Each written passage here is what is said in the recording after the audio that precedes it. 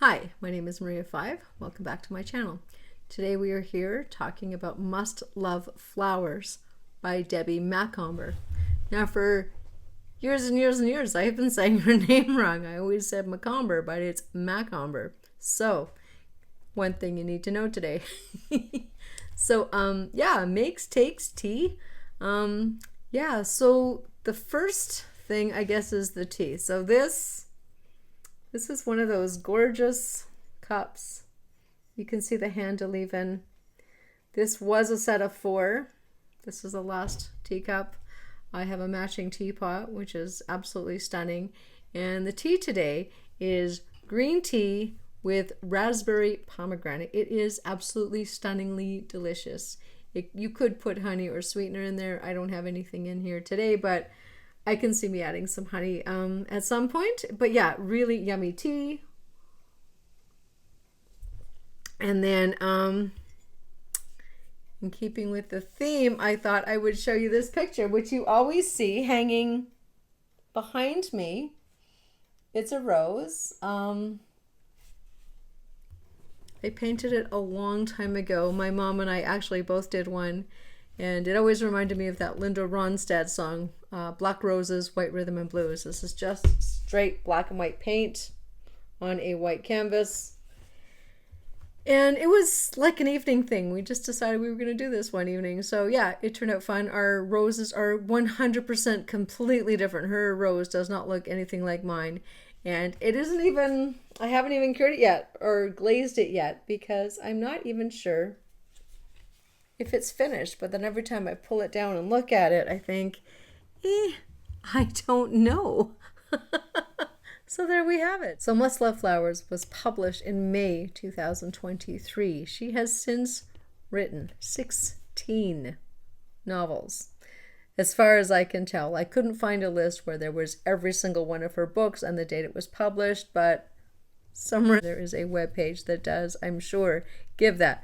But I couldn't find it. So her latest book now is Thursdays at 8. And there's a stack of teacups and some tulips and I don't know, but it's a pre-order, so you could order it right now and you would be on the list for it.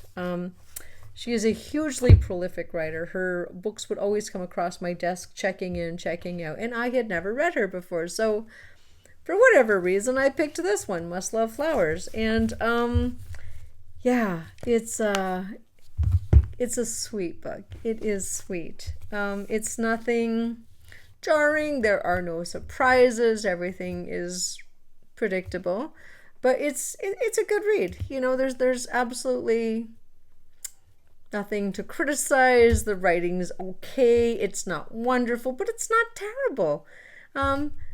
The story follows along in standard, introducing the characters, the setting, it goes back, gives you some background, goes in forward again, and yeah, it's a good read. So we have Joan. This all takes place in Seattle. We have Joan, who lives alone. She is living alone. Her husband passed away 4 years ago, and I don't know why it takes 4 years for this story to start. I mean, I appreciate that everyone's different and everybody processes grief differently. I completely understand that. But having lost a few people, 4 years, it's a long time. However, 4 years go by and she's in a bubble, she's in a low. It's pretty excessive. But 4 years go by and then she decides, she needs to get out of her funk and start living again. And this all starts with a letter from the housing authority saying that she needs to get her ducks aligned and get going with her lawn and mow, and her place is bringing down the value of the neighborhood. So that's her wake-up call. I don't know that I quite believe that, but that's okay. Following suit, she decides she's going to open up one of her bedrooms to a renter. Then there's this student. Her name is Maggie. She is in a really dark place with living with her father. She's a student. She works part-time and she does reading tutoring. And so you immediately like Maggie. Of course you do. And you can see that she's trying really hard. She's got a job. She goes to school. She tutors kids, blah, blah, blah.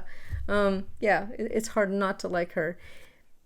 Joan is a little more reserved, but by the end you like her too. She's okay. She warms up, comes around, starts to join the living again. And it's really two different people from two different, very, very different backgrounds, and they come together and they really do support each other. She starts going to therapy. Joan starts going to therapy and then starts to go to this group and hires a lawn service, and that's where the title comes in. She leaves a message on his phone saying must love flowers, because she loves flowers. Me personally, I think she could have done a lot more with that, with this loving of flowers, but I don't know. I guess it could have been played up. On the other hand, I also appreciate that most authors don't get to pick the titles of their books. The publishing companies do. So I don't know, but I just feel like if it's going to be so much about flowers, it really could have gone into much more depth and detail about the actual flowers. Anyway, Budding Romance, it's a good story. So if you're looking for something lighter, not too involved, you don't have to remember a whole bunch of people and what they do and where they fit in, it's a good read. So let me know what you think, and we'll talk to you next time. All right. Thanks so much for watching. Bye-bye.